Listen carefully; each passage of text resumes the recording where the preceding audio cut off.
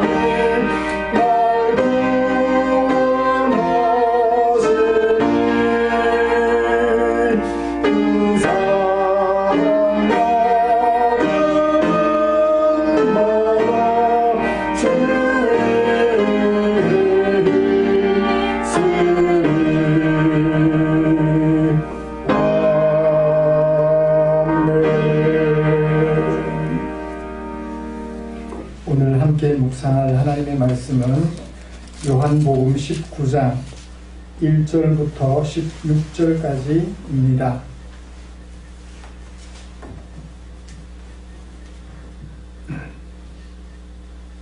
찾으신 줄 알고 한 절씩 교독하겠습니다. 같이 읽겠습니다. 이에 빌라도가 예수를 데려다가 채찍질하더라. 군인들이 가시나무로 관을 엮고 그의 머리에 씌우고 자색 옷을 입히고 앞에 가서 이르되 유대인의 왕이여 평안할지어다 하며 손으로 때리더라. 빌라도가 다시 밖에 나가 말하되 보라, 이 사람을 데리고 너희에게 나오나니 이는 내가 그에게서 아무 죄도 찾지 못한 것을 너희로 알게 하려 함이로라 하더라. 이에 예수께서 가시관을 쓰고 자색 옷을 입고 나오시니 빌라도가 그들에게 말하되 보라, 이 사람이로다 하며 대제사장들과 아랫사람들이 예수를 보고 소리질러 이르되 십자가에 못 박으소서, 십자가에 못 박으소서 하는지라. 빌라도가 이르되 너희가 친히 데려다가 십자가에 못 박으라. 나는 그에게서 죄를 찾지 못하였노라. 유대인들이 대답하되 우리에게 법이 있으니 그 법대로 하면 그가 당연히 죽을 것은 그가 자기를 하나님의 아들이라 함이니이다. 빌라도가 이 말을 듣고 두려워하여 다시 관정에 들어가서 예수께 말하되 너는 어디로 붙었냐 하되 예수께서 대답하여 주지 아니하시는지라. 빌라도가 이르되 내게 말하지 아니하느냐. 내가 너를 도울 권한도 있고 십자가에 못 박을 권한도 있는 줄 알지 못하느냐. 예수께서 대답하시되 위에서 주지 아니하셨더라면 나를 해할 권한이 없었으리니 그러므로 나를 이게 넘겨준 자의 죄는 더 크다 하시니라. 이러함으로 빌라도가 예수를 놓으려고 힘썼으나 유대인들이 소리질러 이르되 이 사람을 놓으면 가이사의 충신이 아니니이다. 무릇 자기를 왕이라 하는 자는 가이사를 반역하는 것이니이다. 빌라도가 이 말을 듣고 예수를 끌고 나가서 돌을 깐 뜰 히브리 말로 가바다에 있는 재판석에 앉아 있더라. 이날은 6월절의 준비일이요 때는 제6시라. 빌라도가 유대인들에게 이르되 보라, 너희 왕이로다. 그들이 소리 지르되 없이 하소서, 없이 하소서. 그를 십자가에 못 박게 하소서. 빌라도가 이르되 내가 너희 왕을 십자가에 못 박으랴. 대제사장들이 대답하되 가이사 외에는 우리에게 왕이 없나이다 하니 이에 예수를 십자가에 못 박도록 그들에게 넘겨주니라. 아멘.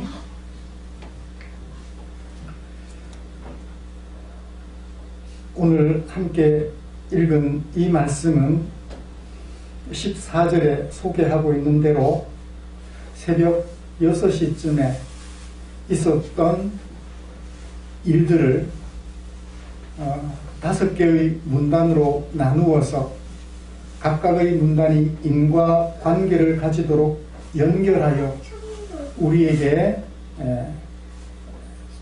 어떤 주제를 전달해주고 있는 서사 형태의 글입니다. 1절, 2절, 3절에서는 관정 안에서 빌라도가 총독으로서 직무하는 관청 안에서 빌라도와 군인들이 예수에 대하여 가졌던 생각을 소개해주고 있습니다. 자색 옷은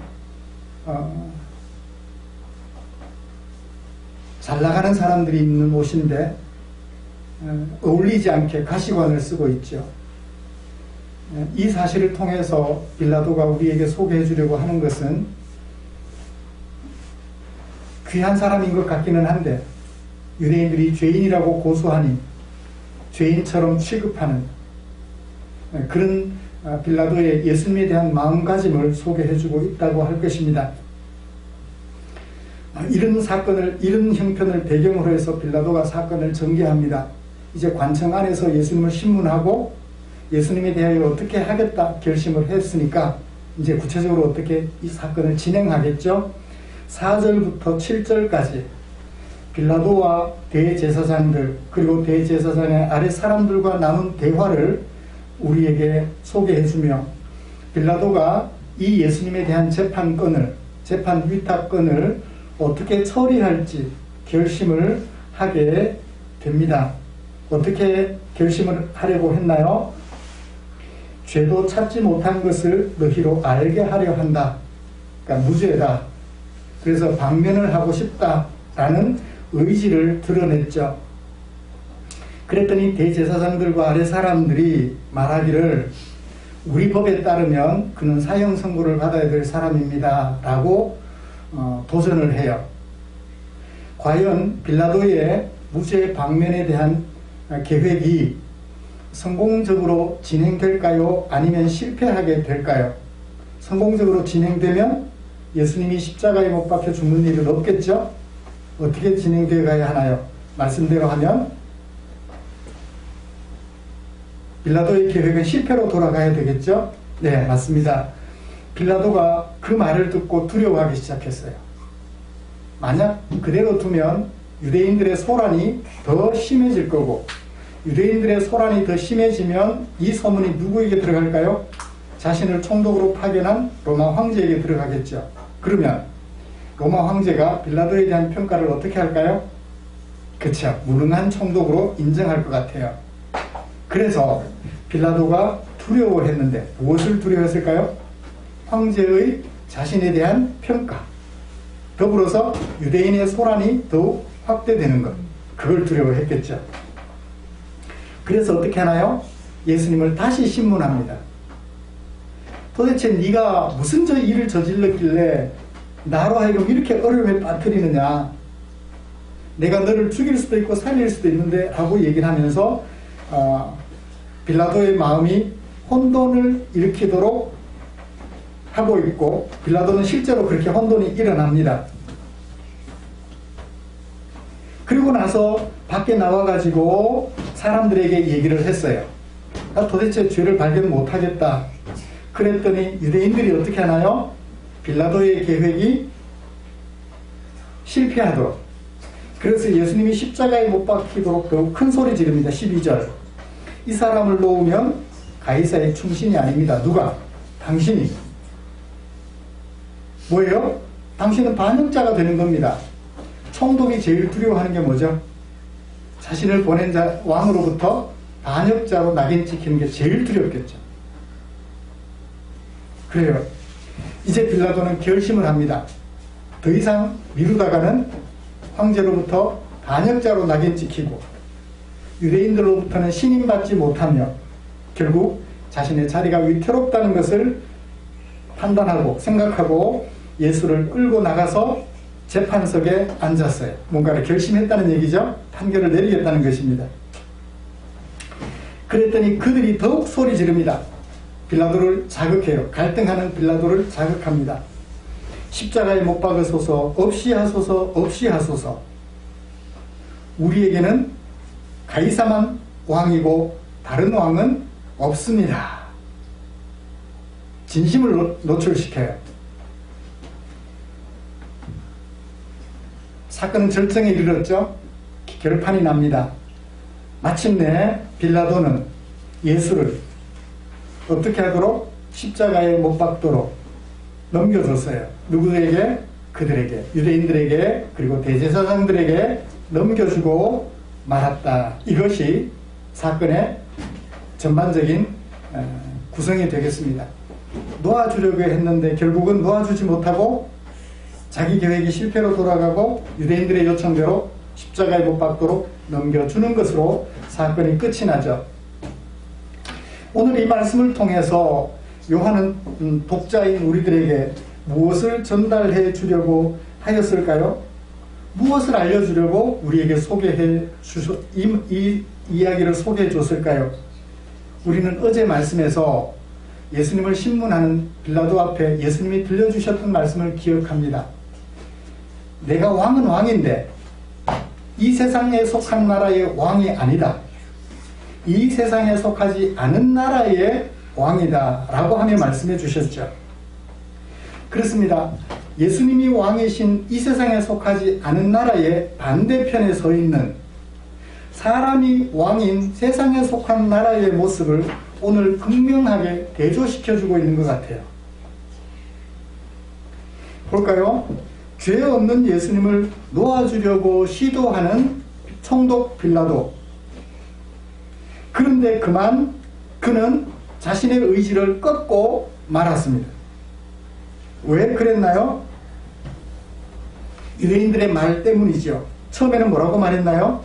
유대인들의 왕은 황제뿐입니다. 가이사 한 사람뿐입니다. 그리고 이 황제 가이사를 거역하는 것은, 그 외에 다른 왕이 있다라고 말하는 것은 반역자입니다 라는 이 말 때문에 내어주기로 결심을 했지요. 빌라도는 황제의 보호 아래서 자신의 총독 자리를 유지하는, 황제의 돌봄 속에 살아가겠다는 자신의 생각과 예수님이 왕인 이 세상에 속하지 않은 나라 앞에서 결국 무엇을 포기하나요? 예수님이 왕이신 이 세상에 속하지 아니한 나라를 포기하고 이 세상에 속한 나라, 황제의 돌봄 속에서 살아가려고 하는, 그것을 선택하고 결심하게 되었죠.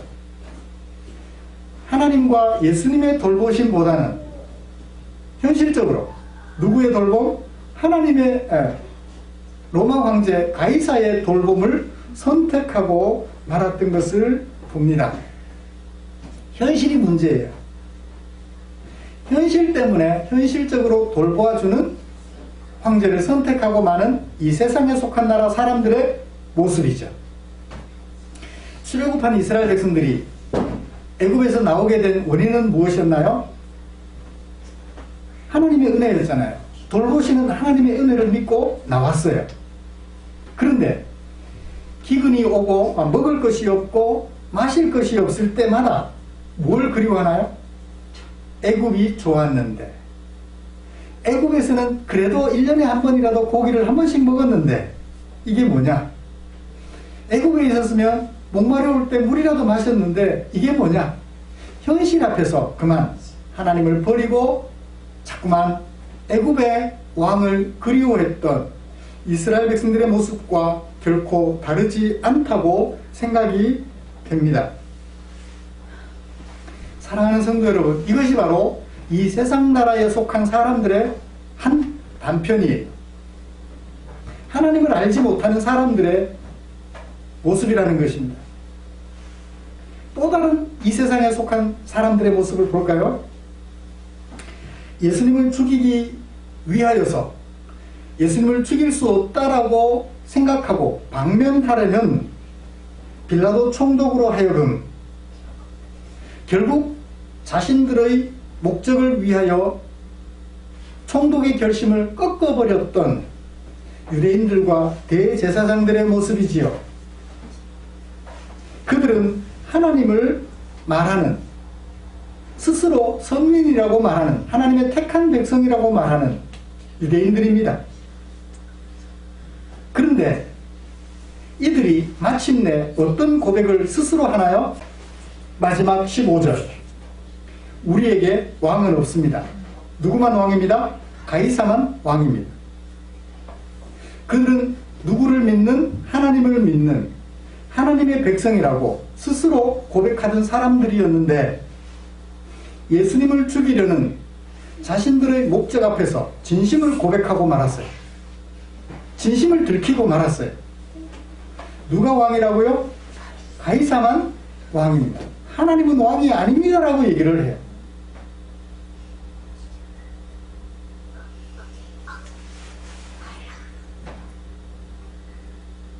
하나님을 말하면서 자신들의 목적을 달성하기 위함이라면 하나님을 포기하고 마는 유대인과 대제사장들의 모습을 보게 되지요.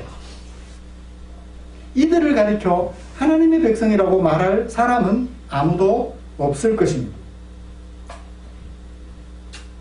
필요에 의하여 하나님도 선택하고 필요에 의하여 가이사도 선택하는 이중 인격자들이요, 이중 신앙인들임을 알 수가 있겠습니다.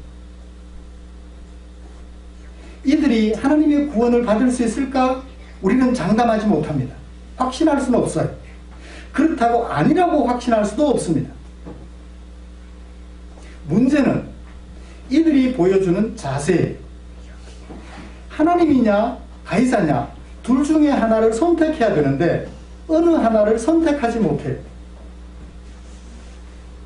현실 정치와 그리고 하나님을 섬기는 신앙 사이에서 그 긴장 관계를 지켜내야 되죠. 현실 정치가 잘못되면 그 속에서 살아가는 모습이 옳지 못하면 누구를 선택해야 되나요? 하나님을 선택해야죠. 예수님 말씀에 따르면 죽이고 살리는 권세는 누구에게 있다고 하는데 빌라도가 자신에게 있다고 했는데 예수님은 뭐라고 말씀하셨나요? 위에서 주지 않으면 그 권세는 없다고. 그래요. 현실과 하나님 사이에 갈등이 생길 때는 교회는, 하나님의 백성들은 누구를 왕으로 선택해야 되나요? 하나님을 선택해야죠. 그 하나님의 뜻 안에서 현실 정치를 타개해 나가야 하죠. 그런데 이들은 현실적 목적을 위하여 누구를 포기하나요? 하나님을 포기해요. 오직 목적 달성을 위하여 정치의 노예가 되는 것을 선택하고 말았습니다. 황제에게 충성을 맹세하며 예수님을 죽이려는 자신들의 목적을 위하여 혈안이 되어 있는 것을 우리에게 보여주고 있습니다. 사랑하는 성도 여러분, 오늘 우리는 이 세상에 속한, 하나님 없이 이 세상에 속한 두 부류의 사람들을 만나보았습니다. 처음부터 하나님 없는 빌라도의 모습이었고, 하나님을 입에 달고 살지만 현실 문제에 봉착했을 때 하나님을 포기하고 황제를 선택하고 마는 빌라도와 별반 다를 바 없는 유대인들과 대제사장들의 모습을 살펴보았지요. 예수님은 이런 사람들에 의하여 저주받은 자의 죽음, 십자가에 못 박혀 죽음당하는, 신명기 21장에서 그렇게 모세는 소개했습니다. 저주받을 자의 죽음, 사람이 저주받을 만한 죄를 지으면 나무 위에 달아라. 나무 위에 달되 해가 질 때까지는 올려두지 마라. 속히 장사하라. 왜냐하면 십자가에 못 박혀 나무에 달려 죽는 사람은 저주받은 자의 죽음이라고 말을 했기 때문입니다. 예수님은 우리가 저주받아 죽어야 할 그 죽음을 대신 죽도록 내버려졌던 것을 우리는 보게 됩니다. 말씀을 마치겠습니다. 사랑하는 성도 여러분, 우리는 예수님이 소개하는 바 이 세상에 속하지 아니한 예수님이 왕이 되시는 나라의 반대편에 서 있는 황제의 돌봄 속에 살아가려고 하는 이 세상 속에 있는 나라의 모습을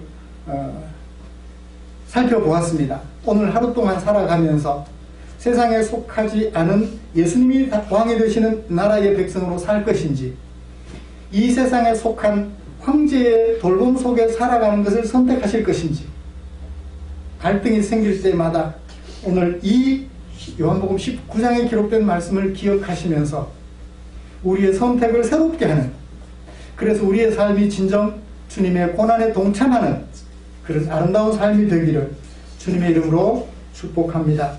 기도하겠습니다. 우리 함께 통성으로 기도하지요. 오늘 말씀을 생각해 봅시다. 두 빌라도와 유대인 대제사장들, 두 부류의 세상에 속한 사람들의 모습을 우리 앞에 거울로 세워놓고, 하나님, 내가 이런 삶을 살지 않도록 마음으로 결심합니다. 나를 도와주십시오. 간절한 목소리로 함께 기도하겠습니다. 하나님 아버지, 그렇습니다. 우리 자신을 돌아보니 빌라도처럼 아예 처음부터 황제의 돌봄 속에 살아가겠다는 결심을 하지 않았지만, 유대인들처럼 대제사장들처럼 하나님의 이름을 거론하면서도 막상 현실적인 문제가 부닥치면 하나님보다는 현실에 보살핌을 받으려 했던 유대인들의 모습, 대제사장의 모습을 나도 가지고 있음을 고백하게 됩니다.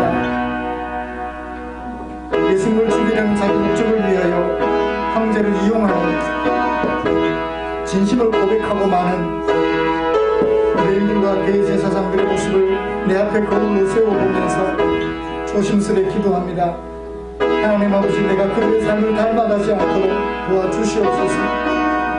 오직 예수님이 왕이 되시어 의와 희락과 평강을 만들어가는, 그래서 나와 관련된 모든 사람들이 나 때문에 안식하게 되는 그런 나라를 꿈꾸며 그런 나라를 향하여 우리의 발걸음을 한 걸음 한 걸음 내딛는 오늘 하루의 삶이 될 수 있도록 우리 위에 은혜를 더하여 주시옵소서.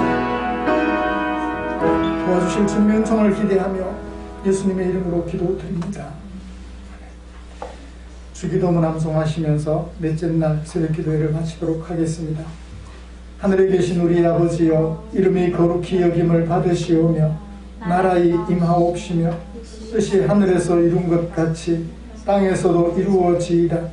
오늘날 우리에게 일용할 양식을 주옵시고 우리가 우리에게 죄 지은 자를 사하여 준 것 같이 우리 죄를 사하여 주옵시고 우리를 시험에 들게 하지 마옵시고 다만 악에서 구하옵소서. 대개 나라와 권세와 영광이 아버지께 영원히 사옵나이다. 아멘.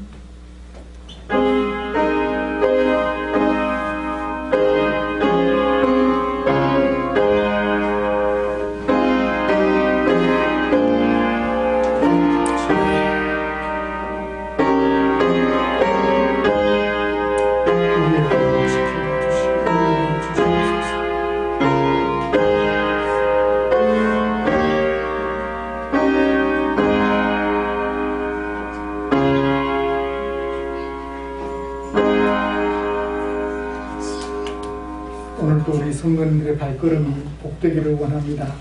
우리 성도님들의 입술에서 나오는 그 말씀 한마디 한마디가 사람들에게 힘을 주는 아름다운 말이 되기를 원합니다. 행복한 하루 되십시오.